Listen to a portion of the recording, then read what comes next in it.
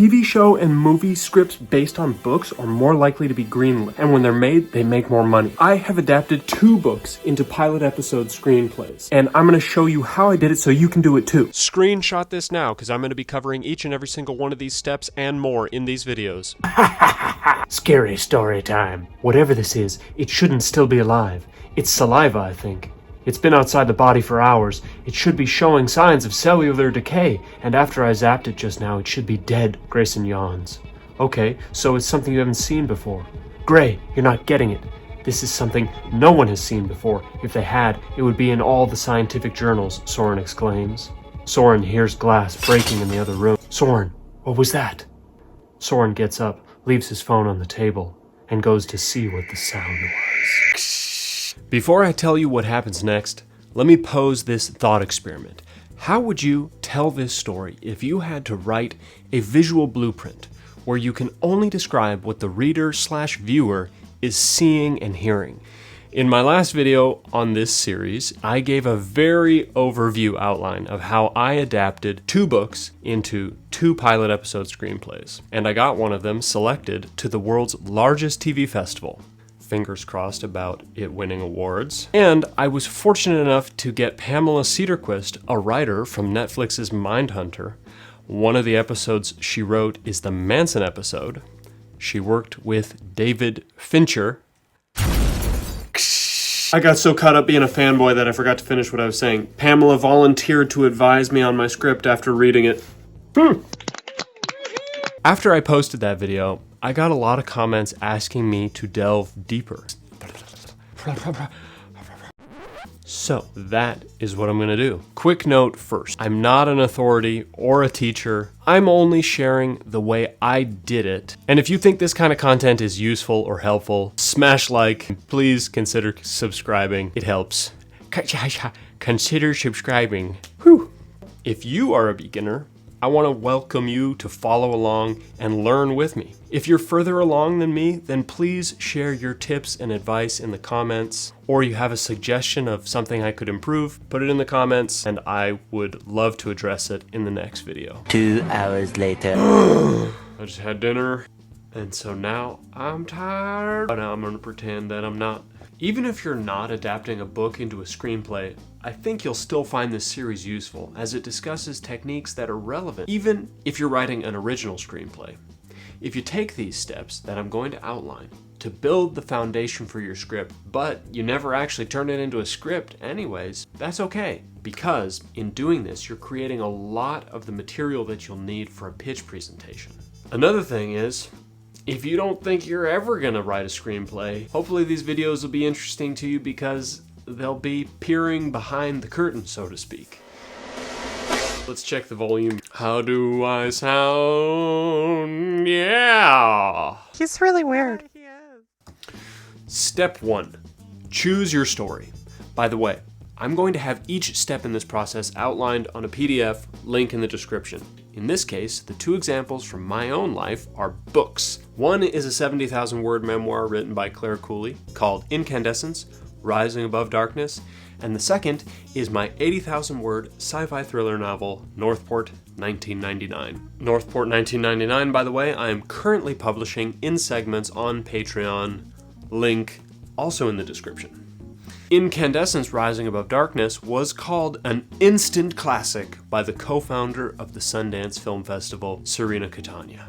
How do I choose a story, you are asking? Well, for me, I ask myself a few questions. Is this story worth telling? Do I have a strong vision for how I could tell this story visually? My personal fascination is with exploring the extremes of the human condition.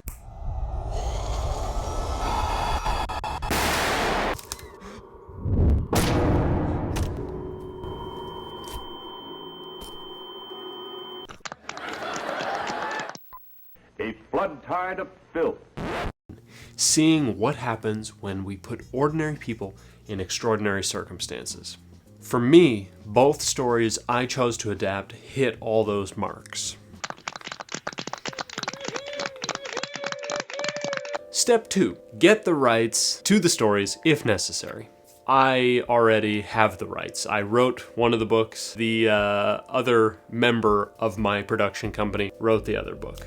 Step 3. Choose what part of the book you are adapting. In my case, with Northport 1999, I decided that the whole book feels like the perfect fit for a 7 to 8 episode season. Meaning, if I adapt my whole book, 80,000 words, into scripts, I feel like I would have an entire season worth of material. Now, the memoir, on the other hand, was a whole different story because it covers a 60+ year lifespan. The protagonist's life story up until the point they wrote and published the memoir. It is a life story. So I had to choose what part of that life story am I going to tell with this series, with the first season, and with the first episode.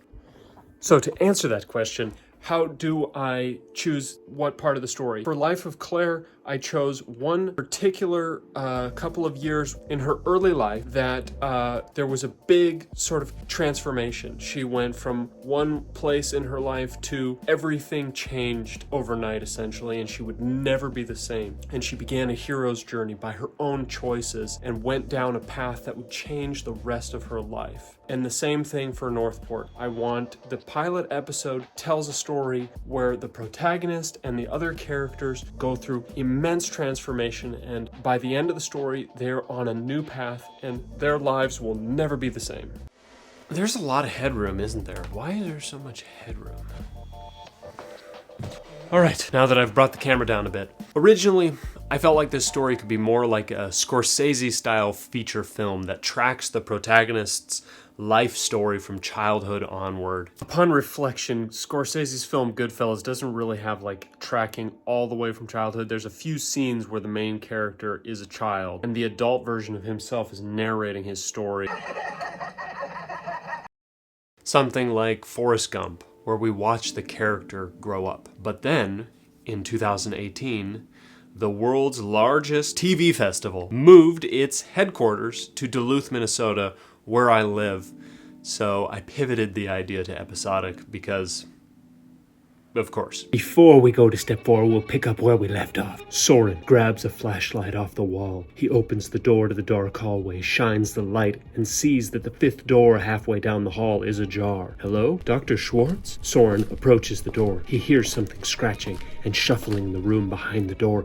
He turns the corner to see shining light into the broom closet. Just as he enters the room, a bang startles him. He shines his light into the corner of the room. It's a raccoon that just knocked over a broom. Oh, it was just a misdirection. Soren re-enters the lab. He walks back to his table, sets his flashlight down, and realizes his microscope is missing. Then a shadow rises up over the desk. With a fright, Soren spins around to see the source of the shadow looming over him. He sees Grayson and Madeline looking down at him through the window, with their hands pressed up against the glass. With a sigh of relief, a grin washes over his face as he holds his hand on his thumping chest. Grayson and Madeline smile back. Laughingly, Grayson knocks on the window. Then, Grayson and Madeline see something emerge from under Soren's desk. Behind him, out of his view, the creature stands from a crouch. Its arched back straightens upright until it's standing 8 feet tall. Outlined in red is what we covered today. We're going to be covering the rest in the next videos. Stay tuned. You can also go to the link in the description to see all of these steps and the outline and in-depth details. Thank you so much to my Patreon supporters. Your support helps me make videos like this possible.